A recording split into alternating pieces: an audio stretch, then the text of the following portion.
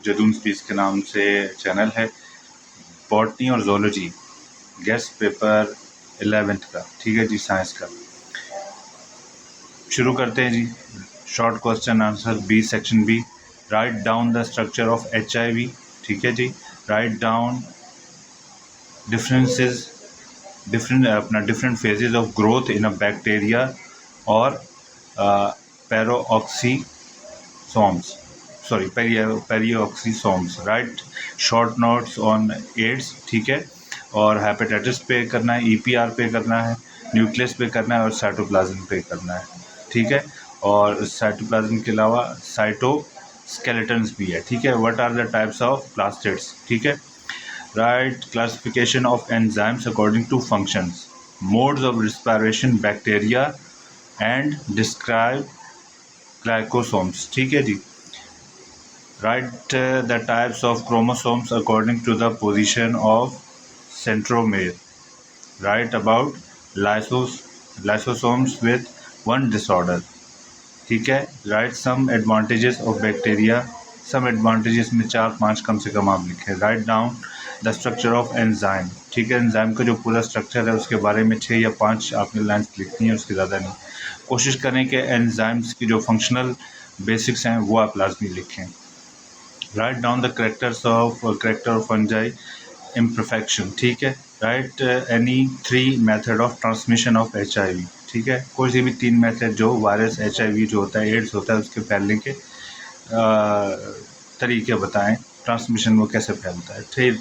उसके बाद जी write botanical names of following, ठीक है। बोटेनिकल नेम वीट है, मक्कू है, बार्ले है, राइस है, अमलतास है और मुलट्ठी है। इसका आपने क्या मालूम करना है, बताना है, बोटेनिकल नेम बताने, ठीक है। सेक्शन C डिस्क्रिप्टिव में, ओके।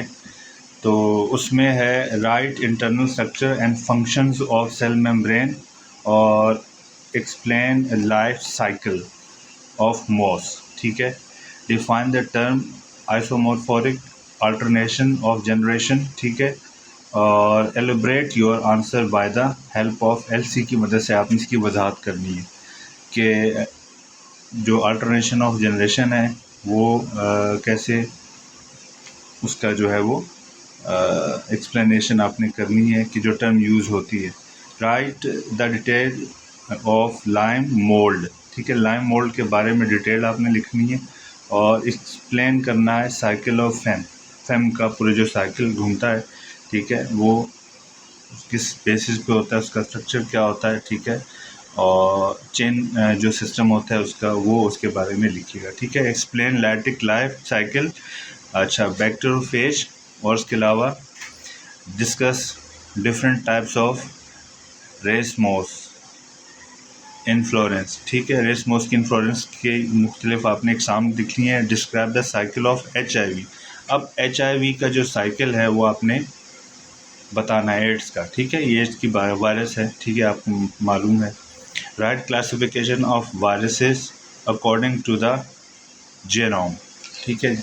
ये थे ज़ूलॉजी और बॉटनी के क्वेश्चंस, ठीक है। अब थोड़ा सा मैं आपको एक चीज़ बता दूं कि जो मैंने आपको भी बताए हैं, जो क्वेश्चंस बताए हैं, शॉर्ट हैं तो उसकी जो है डिस्क्रिप्टिव में आ जाएगा, ठीक है। डिटेल में भी मांग सकता है और इसी से रिलेट करते हुए MCQs बनेंगे आपके, ठीक है। ये एक प्रेडिक्शन होती है, एक गैस होता है, ठीक है। तो कोशिश करें कि जो आप स्टडी करें, जितना मैंने आपको बताया, इसको आप स्टडी करें और उसको गो थ्रू करें डीपली, ठीक है। याद कर लें, रट लें, समझें, ठीक है। और उसके बाद उसका जो टिप है ये कि उसको आप लिखें, प्रैक्टिस करेंगे। अभी आपके पास वक्त है, ठीक है, लेकिन शॉर्ट है थोड़ा सा।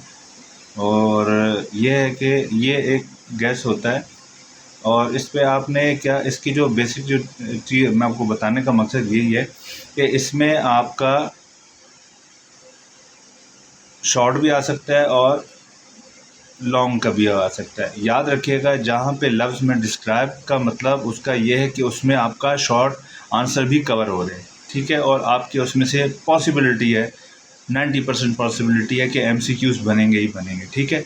जब आप डिटेल में उसको पढ़ेंगे डिस्क्राइब को, ठीक है। ख़ास तौर पे जो सेक्शन बी है, अमूमन आम तौर पे जो शॉर्ट क्वेश्चन आंसर उससे रिलेट करते हुए बनते हुए कुछ रीज़न भी मांग सकता है। ठीक है, रीज़न भी मांग सकता है। रीज़न कैसे मांगेगा कि आपको एक शॉर्ट डिटेल जो आंसर है, मिसाल के तौर पे एक वायरस है अकॉर्डिंग टू अपना साइकिल ऑफ HIV, ठीक है, तो उसमें आपको कैरेक्टरिस्टिक्स पूछ लेगा फैलने की, ट्रांसमिशन की। तो इस तरह का से पेपर जो है उसकी प्रिपरेशन की जाती है। अच्छा, दूसरा ये कि जब ये स्टडी करें आप, जहाँ आप फटीग महसूस करो, थक जाओ, तो आप छोड़ दो काम सारे। ठीक है, आप अपना रिफ़्रेशमेंट लो, जो आपकी हॉबीज़ हैं वो लो। ठीक है, क्योंकि ये एक माइंड को रिफ़्रेश करने के लिए बेहतरीन तरीका होता है अपनी चीज़ों को मेमोरेबल बनाने के लिए। अपनी जो ऑर्गेनाइज तरीके से आप अपनी प्रिपरेशन करेंगे तो इंशाल्लाह आप कामयाब होंगे। ठीक है, वीडियो अगर अच्छी लगी हो, टिप्स अच्छी लगी हो, तो अपनी राय का इज़हार कमेंट में ज़रूर दीजिएगा। टेल में अपना बहुत सारा ख्याल रखिएगा। और इसके अलावा अब जल्द ही सेकेंड ईयर का भी मैं अपलोड करूँगा, तो तब तक वेट कीजिए और दुआ में याद रखिएगा। Take care of yourself, stay blessed. अल्लाह हाफ़िज़।